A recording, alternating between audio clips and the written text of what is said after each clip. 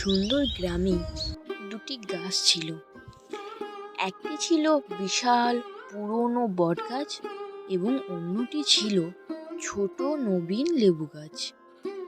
বটগাছটি ছিল শক্তিশালী এবং তার শাখা অনেক দূর পর্যন্ত ছড়িয়েছিল। তাই গ্রীষ্মের দিনে গ্রামের মানুষ তার নিচে বিশ্রাম নিত। তার শিকড় গভীরে প্রবেশ করেছিল। সে ছিল অত্যন্ত গর্বিত তার শক্তি এবং আকার নিয়ে। অন্যদিকে লেবু গাছটি ছোট হলেও তার পাতাগুলি ছিল সবুজ আর বছরে একাধিকবার সে সুস্বাদু তাজা লেবু দিত।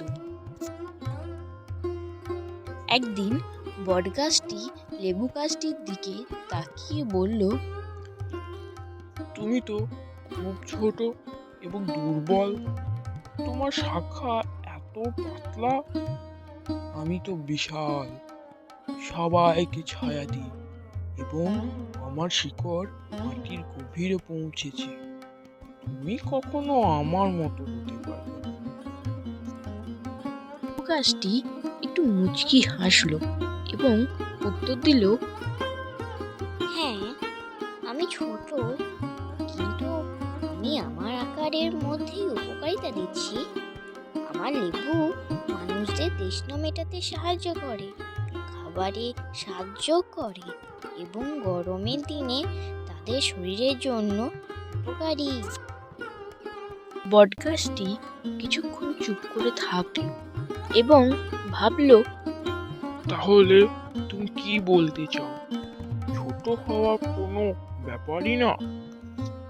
লেবু গাছটি শান্তভাবে উত্তর দিল, হ্যাঁ, বড় হওয়া মানে সবকিছু নয়। বড় হওয়া ভালো, কিন্তু কিভাবে তুমি অন্যদের উপকার করো সেটাই আসল কথা। কখনো কখনো ছোট্ট কিছু উপকারিতা অনেক বড় উপকারের চেয়েও বেশি মূল্যবান হতে পারে।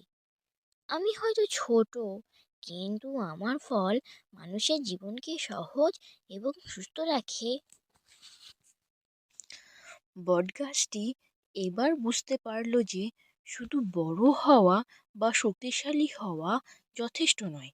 যে কোনো আকারের একজন গাছ অথবা মানুষ তার উপকারিতার মাধ্যমে সমাজের একটি গুরুত্বপূর্ণ ভূমিকা পালন করতে পারে।